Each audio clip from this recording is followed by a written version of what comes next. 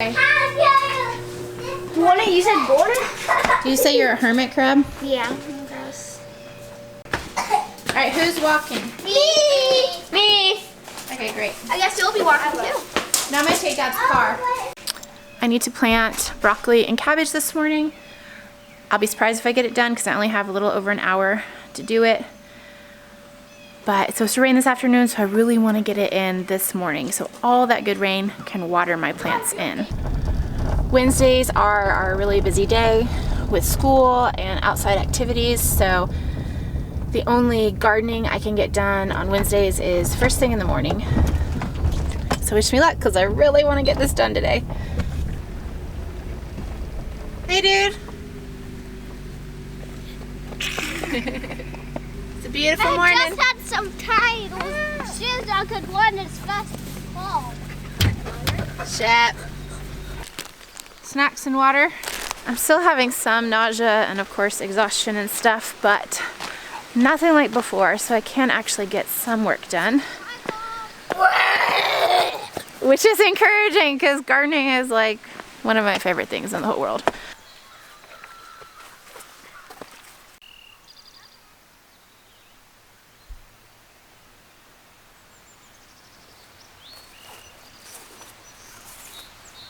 White flowers. What does that flower mean? Do you know? Strawberries. Yeah, there are going to be so many. It's going to be amazing. A nuddle and a nuddle and a nuddle. Nuddle, nuddle, nuddle.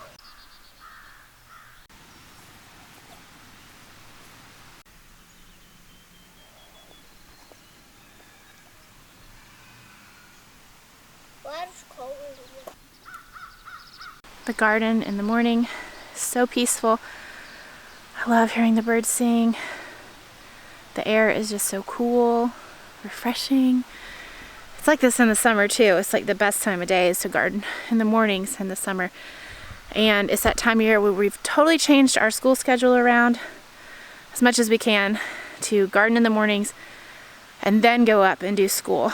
Mainly because I don't have energy in the afternoons after school. So we garden till about 11. Go up, have lunch, put people down for naps, do school, and then hopefully I get in about a hour quiet time when school's done if everything goes well. And if I have the energy, come back down here to help with chores or make dinner. So that's kind of our schedule starting this week. And as with all schedules or rhythms, when you first change them with kids, it takes a minute to get the kids used to the new rhythm. In this case, instead of doing chores and hurrying back up and getting school done and then doing our work, it's all switched around, but we're on day 3 or 4 of switching it around, and things are going really well. This schedule is working great. Thank you, sir. If you want to put them right there.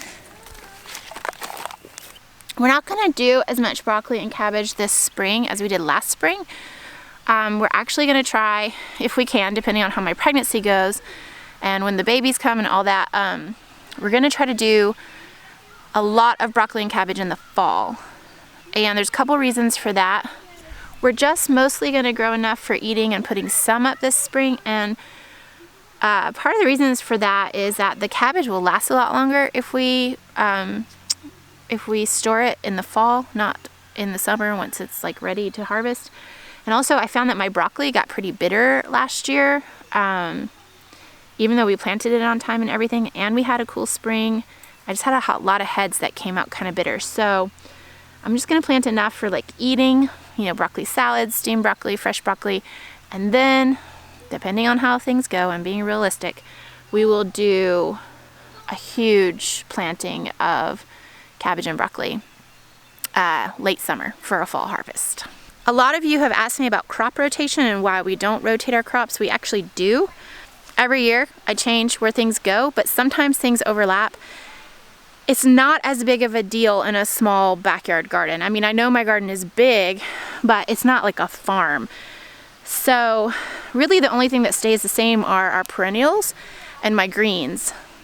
And I probably will switch the greens here and there. I have over the years. One of the reasons for that is because we put tarps on all the parts of the garden we're not using in the fall through the winter for our winter garden. and that keeps weeds from popping up, but I don't tarp this side, so it's easier for me to just to go ahead and add a bunch of nutrients back into my beds than to rotate and figure out how I'm gonna cut tarps to fit, because right now my tarps fit half of my garden at a time, and I would have to cut my tarps up, and I just don't really want to do that right now because they're really expensive.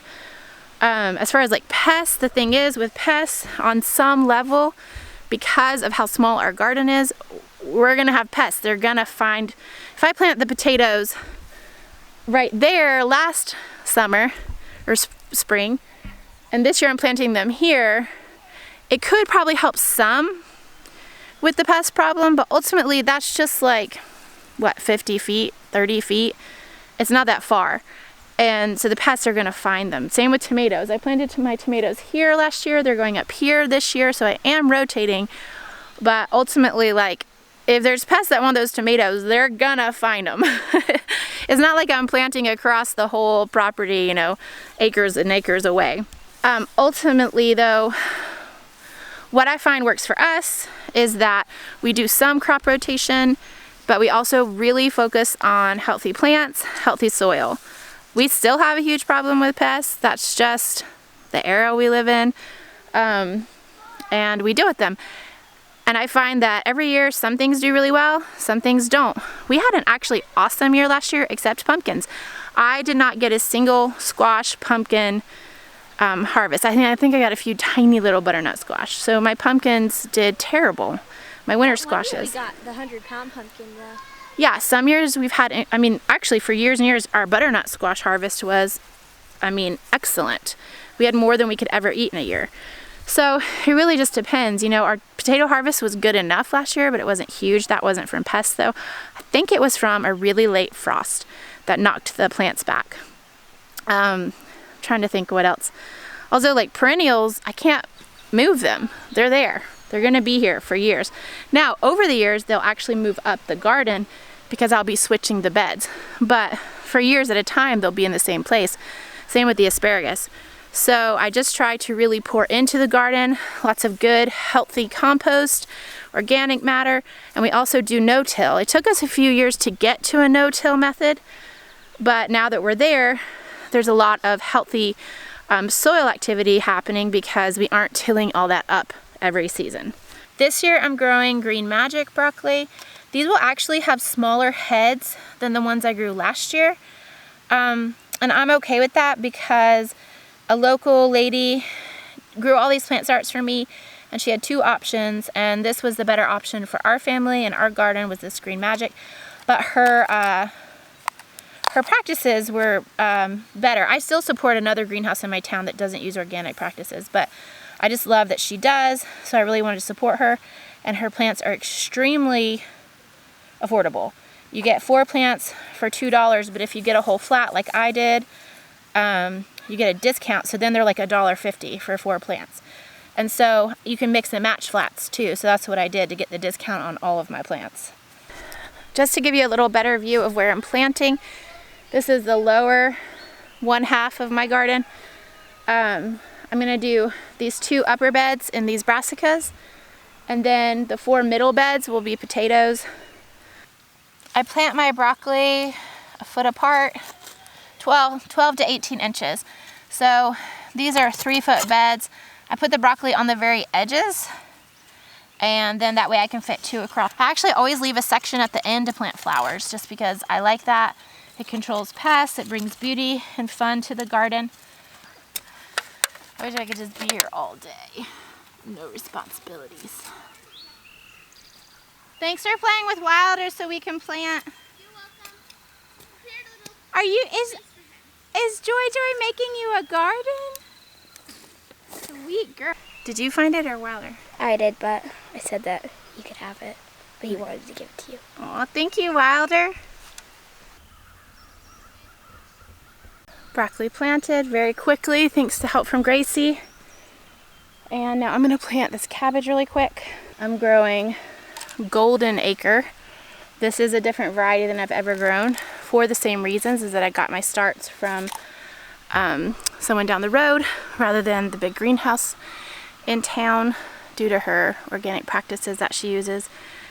And I'm really excited to try these varieties, even if the harvest is a little bit less.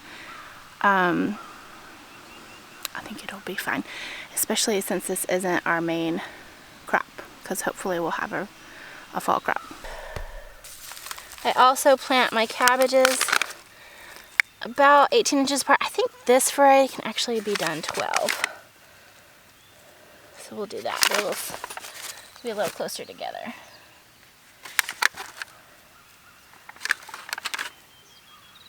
I have my plants nicely laid out. I have quite a bit of space here down at the end. And I'm thinking what I might do is actually plant my kale here that I have planted over there and turn that spot into a carrot spot, because that soil is way better for carrots than this soil. But we'll just see how much time and energy I have to get that done. Hey, dude. I don't.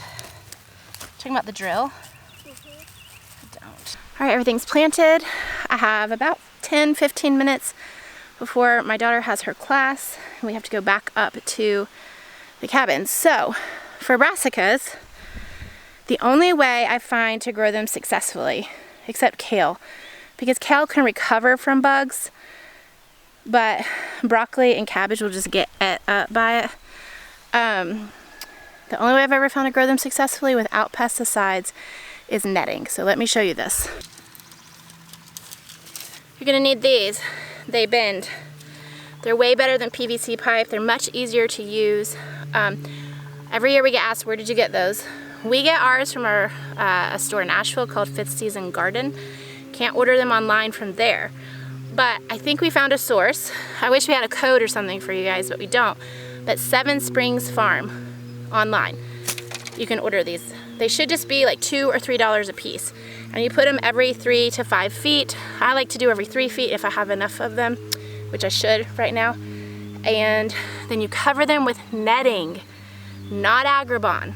Agribon, the kind of agribon that would be light enough for this, it tears up and you get maybe 1 season use out of it.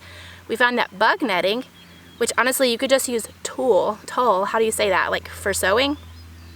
But bug netting works great. We're on our 2nd season with it. We used it for our spring garden last year, held up fine, so we're about to use it for a 2nd season.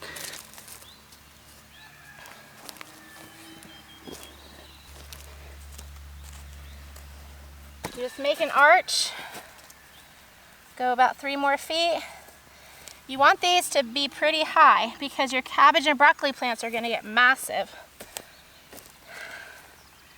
Towards the end of the season last year, ours grew out of the netting, but we were pretty much done with harvest anyway. Hey kids, we're leaving in 5 minutes. 5 minutes.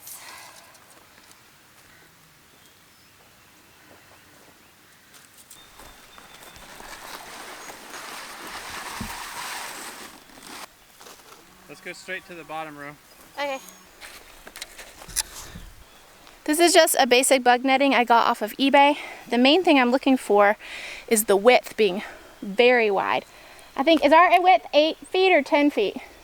So we're using 8 foot wide. Our beds are 3 foot wide. You've got to have enough length on the sides once they cover the hoops to hold down the netting so that wind and storms can't blow it off. You also need a long enough length that you have enough space at the end to secure it.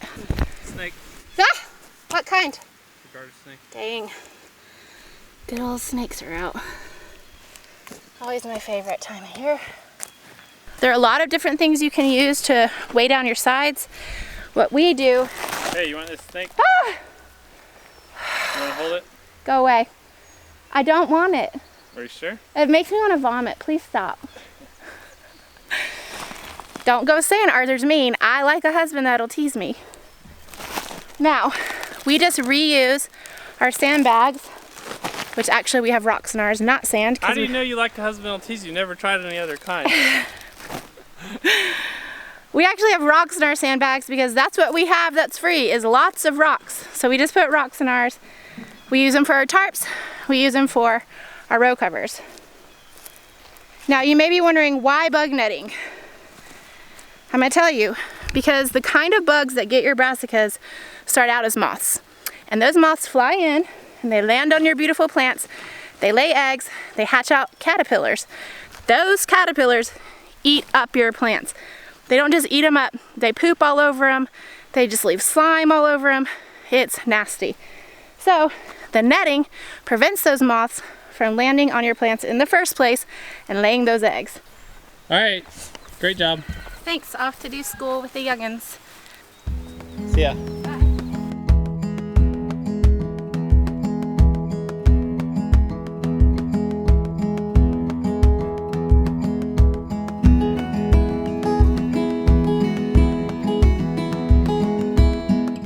I want to get back in this hole and finish my forms.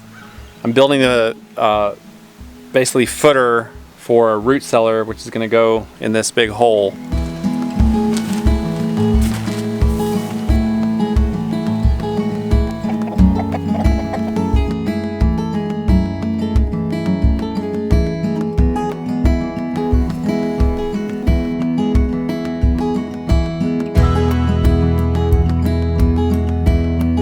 That's about where it's gonna go.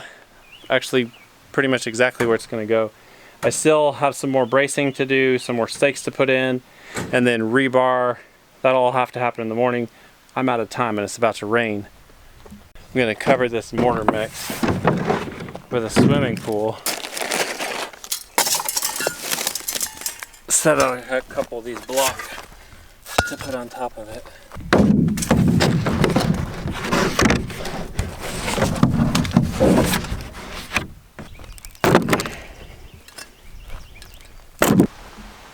Ready to go?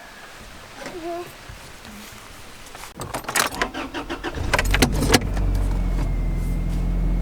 Did we forget anything? They're like, How was your day? Great, how was yours? Good. I got all that planting done this morning. I got school done. I got laundry folded, not put away, but folded. House is tidy-ish. Feels like a good day. Kids are happy. We had a really good day. All's good. Watermelon. Always a good day when I have access to watermelon. up, no. Die. What?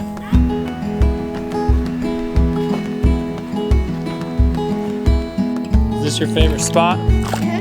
The sloppiest spot, huh?